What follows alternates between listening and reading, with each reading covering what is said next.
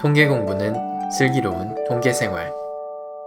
자, 이번에는 3x3 행렬의 역행렬 구하는 방법에 대해서 한번 알아보도록 하겠습니다. 자, 3x3 역행렬 같은 경우에는 2x2 역행렬보다는 훨씬 복잡합니다. 공식을 한번 볼게요. 공식은 다음과 같이 생겼습니다. A가 이런 식으로 3x3 A, B, C, D, E, F, G, H, I 이렇게 되어 있네요. 9개. 이렇게 생긴 매트릭스의 역행렬 공식은 다음과 같이 이렇게 1분의 디터미넌트 A, 어떻게 구하는지는 아직 몰라요. 그렇지만 디터미넌트를 먼저 역수를 취해주고 그 다음에 C11, Cij라고 하는 여인수라고 합니다. 영어로는 코팩터라고 해요. 그래서 코팩터라서 C로 지금 쓴 거예요. 그래서 코팩터들을 이렇게 9개를 다 구한 다음에 그 행렬을 이제 트랜스포즈를 시켜줍니다. 그러면 디터미넌트는 어떤 숫자거든요. 그래서 1 나누기 디터미넌트도 숫자가 되고 뒤에 있는 거는 전치 행렬의 상수를 곱한 꼴이니까 이게 3x3 행렬이 나온다 라는 겁니다. 그래서 이렇게 생긴 게 결국에는 공식인데 이 공식을 이제 계산을 하기 위해서 저희가 알아야 되는 게 첫 번째는 디터미넌트를 어떻게 구하는가, 그리고 각 위치에 있는 이 코팩터들, 여인수들을 어떻게 구하는가를 알아야 합니다. 자, 첫 번째로 디터미넌트 A는 다음과 같이 정말 복잡하게 생겼죠. 3x3도 이 정도로 복잡한데 여러분 4x4 가면 어떡해요? 손으로 계산하기가 싫어지기 시작합니다. 아마 여러분이 학교에 출근하셔서 9시쯤 학교 가셔가지고 점심 먹기 전까지는 역행렬 구하고 있어야 되는 그 정도의 시간을 요한다. 7x7 정도만 돼도 손으로 구하는 거는 거의 불가능에 가깝다라고 저는 생각을 합니다. 왜냐? 중간에 실수하면 다시 해야겠죠?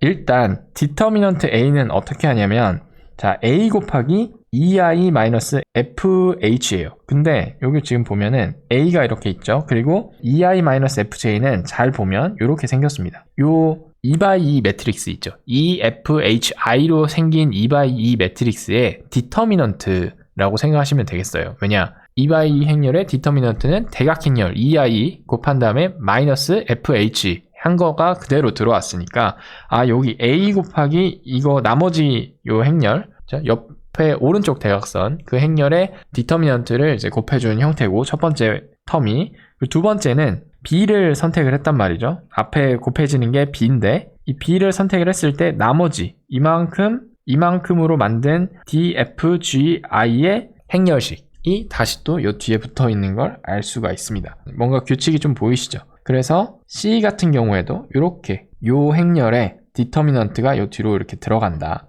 그래서 A 곱하기 나머지 조그마한 2x2 행렬에 디터미넌트가 곱해진 꼴로 3개의 식이 이렇게 되어 있는 걸 확인할 수 있습니다. 자, 이렇게 해서 디터미넌트 A를 구했을 때 그게 이제 요 앞에 들어간다는 거고, 이제Cij라고 하는 이 코팩터는 어떻게 구하냐 한번 살펴보겠습니다. 자, 코팩터는 다음과 같아요. 첫 번째, 행렬 A에서 코팩터 ij, 그러니까 i행 j열에 있는 그 코팩터를 구하기 위해서는 i번째 행과 j번째 열을 제거를 해서 나머지 조그만한 마이너 행렬을 구한다. 그죠? 그래서 n-1, n- 크기의 새로운 aij를 만듭니다. 그리고 두 번째, 그것의 행렬식을 계산한다. 마치 이 앞에서 디터미넌트 계산한 거랑 거의 비슷하네요. 그죠? 그리고 계산된 행렬식에 1-i 플러스 j를 곱해서 여인수 ij를 얻습니다. 이렇게 이제 되어 있는데 이거 사실 처음에 이렇게 쓰여져 있는 걸 읽으면 바로 아마 이해가 가시진 않을 거예요. 그래서 저 같은 경우에는 뭐 이제까지 해왔던 것처럼 항상 가장 간단한 예제를 통해서 구하는 방법을 이해한다. 그러한 전략을 이제 우리가 취하면 되는 거겠죠. 그래서 A라고 하는 원소에서 첫행 첫열, 그러니까는 C11에 해당하는 여인수를 한번 구해보도록 하겠습니다. 자, C11에 해당하는 여인수를 구하기 위해서는 저희가 어떻게 하라고 했어요? 첫 번째 행과 그 다음에 첫 번째 열을 지워버리라고 했죠. 그래서 남는 것이 3, 12, 1, 2라고 하는 것을 A11 행렬이라고 명칭을 하자라고 했습니다. 그래서 이렇게 했네요. 그리고 두 번째, 이것의 행렬식을 구하라. 그죠? 디터미넌트 A11을 구해라가 이제 다음 스텝이었죠. 그래서 3 곱하기 2 해서 6 마이너스 1 곱하기 12 해가지고 마이너스 6을 구했습니다. 자, 요 마이너스 6을 구한 게 여기서는 요 2단계를 마무리를 한 거라고 볼 수 있겠습니다. 자, 그리고 이 여인수 ij라고 하는 것은 요 지금 방금 구한 행렬식 마이너스 6 값에다가 마이너스 1에 i 플러스 j 승을 하라고 하네요. 그런데 지금 저희가 구하는 게 C11이니까 1 더하기 1승 해서 결국엔 2승이 된다라는 겁니다. C11이라고 하는 건. 그래서 요거를 앞에 제곱꼴이 결국엔 1로 바뀌게 되고 마이너스 6이 이렇게 되니까 C11에 해당하는 코팩터는 마이너스 6으로 계산이 되는 걸 확인할 수 있습니다. 이해되시죠? 자, 그래서 그 내용을 제가 이렇게 정리를 해놨고 결국에는 C11이 마이너스 6이 된다는 것도 이렇게 써놨습니다. 오케이, 참고로 지금 보시고 있는 교재는 제가 영상 하단에다가 링크 달아놨으니 혹시나 저의 수업을 깔끔하게 정리된 노트를 가지고 같이 들으시고 싶으신 분들은 구매를 하셔서 저의 이 살림살이가 좀 나아질 수 있도록 도움을 주십사 이렇게 부탁을 한번 드리고 다시 또 진행을 해보도록 하겠습니다. 자, 지금까지 했던 것을 제가 코팩터라고 하는 함수로 한번 만들어 봤어요. 코팩터 펑션을 이렇게 정의를 했는데 코팩터라고 하는 것은 첫 번째, 내가 구할 대상이 되는 매트릭스가 있어야겠죠. 그리고 몇 번째 행에 속해 있는지 몇 번째 열에 해당하는지 ij를 정보를 알 수만 있으면 그것에 해당하는 코팩터를 저희가 구할 수 있습니다. 자, 첫 번째 맷섭이라고 하는 변수에다가 매트릭스가 들어오면 그 해당되는 행과 열을 제거를 한 서브 매트릭스를 구한다라고 했었죠. 그래서 그게 첫 번째 줄에 이렇게 구현이 되어 있는 걸 확인할 수 있고요. 그 다음에 이렇게 구한 서브 매트릭스의 디터미넌트를 구한 다음에 앞에서 마이너스 1에 i 플러스 j승을 이렇게 해준다고 했으니까 이 코팩터를 이렇게 설정을 할 수가 있겠네요. 그래서 이 코팩터 함수를 설정을 해 놓은 다음에 a 행렬 앞에서 정의를 했었던 a 행렬을 또 다시 불러왔습니다. 그리고 a 행렬이 이렇게 주어졌을 때 방금 전에 C11을 저희가 손으로 구했을 때 마이너스 6이 나왔었거든요. 그래서 이것을 맞는지 확인하기 위해서 a라고 하는 행렬에다가 이제 11에 해당하는 자리에 코팩터를 구해줘. 그래서 C 언더바 11에다가 저장해줘 라고 하고 값을 확인을 해봤더니 마이너스 6이 나온 걸 더블 체크를 했네요. 그래서 이 코팩터 함수가 제대로 작동하고 있다는 것을 확인할 수 있었습니다. 자, 근데 이제 우리는 지금 C11 하나만 구했단 말이죠. 그런데 이 코팩터를 사용을 하면 뭐 1, 2, 2, 2, 3 이런 ij가 어떻게 되든지 넣기만 하면 저희는 코팩터를 이제 구할 수 있는 상태가 된 겁니다. 자, 앞에 다시 돌아가서 저희는 지금 뭘 하려고 하는 중이었냐면 3x3 매트릭스의 역행열을 구하는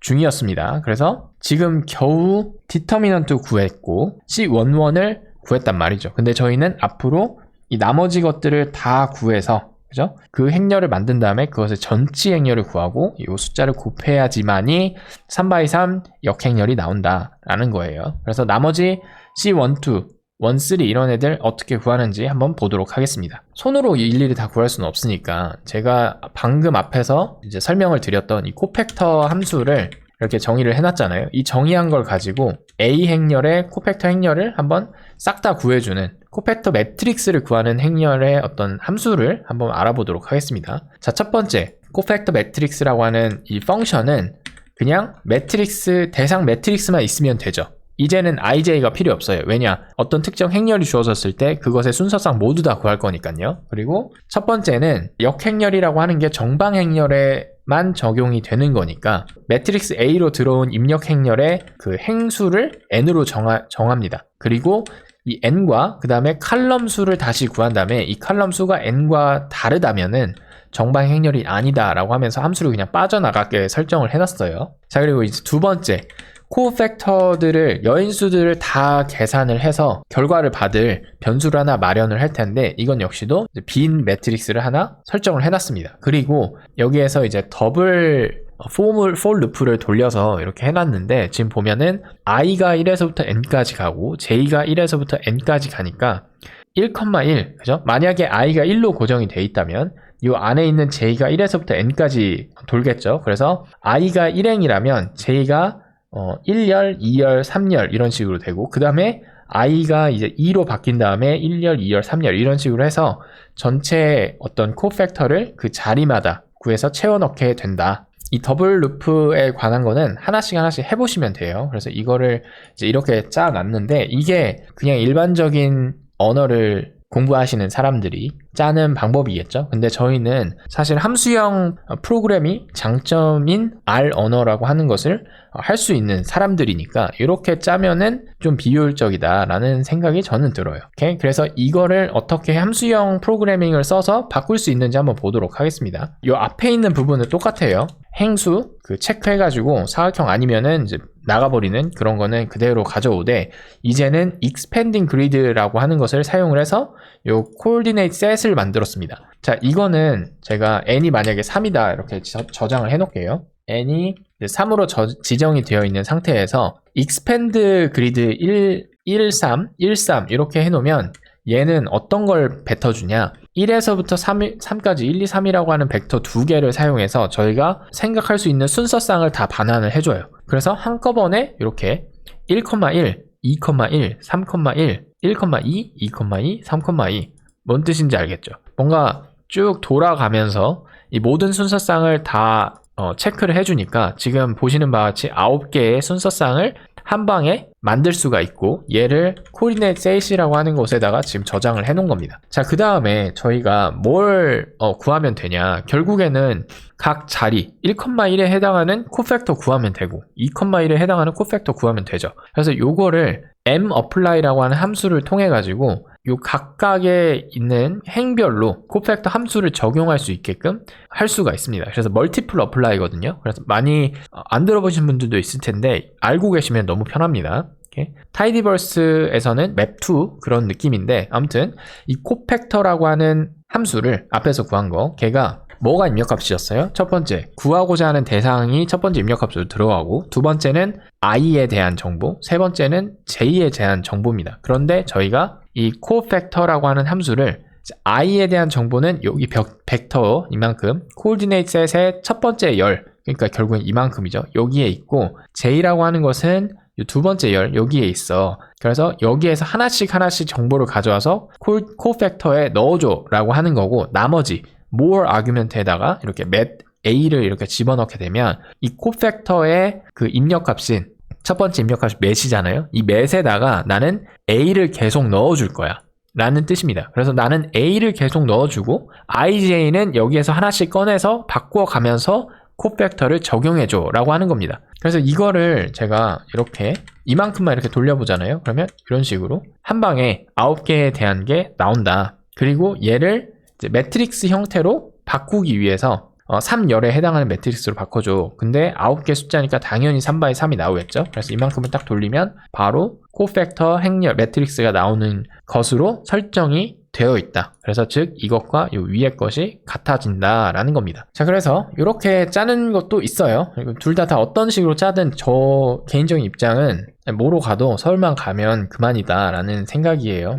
어떤 분들은 이제 빠르게 짜야 된다 이런 것도 있는데 그 개인적으로는 일단 짜는 게 중요하다. 짤 수 있는 능력이 있으면 됩니다. 그리고는 옵티마이제이션을 계속 하는 거죠. 어떻게 하면 좀 빠르게 짤 수 있을까? 오케이? 그래서 어느 방법이든지 여러분이 한 방법이라도 확실하게 자기의 힘으로 짤 수 있는 능력이 갖춰지시는 게 그 R 프로그래밍을 하면서 저희 선대 이런 거 공부하는 그런 목적이 될 수도 있겠습니다. 아무튼 이렇게 해서 넘어갔어요. 이렇게 해서 코팩터 매트릭스를 A라고 하는 행렬이 이렇게 주어지면 그거에 해당하는 행렬을 다음과 같이 코팩터 매트릭스 첫 번째 요 for loop로 짠 거 그리고 두 번째 expand grid를 사용해서 짠 거가 동일하게 나온다라는 겁니다. 오케이? 그래서 이렇게 코팩터 매트릭스를 구하게 되었고 그 다음에 자 이제 코팩터 매트릭스 이만큼을 구했으니까 그죠? 이걸 사용해서 행렬 A의 역행렬은 어떻게 구하냐? 이 행렬을 전치를 시킨 다음에 디터미넌트 A에다가 넣어서 구하면 된다라는 겁니다. 자, 이거 그 디터미넌트 A 손으로 구할 수도 있겠지만 A 행렬 다 이제 숫자 다 정해졌으니까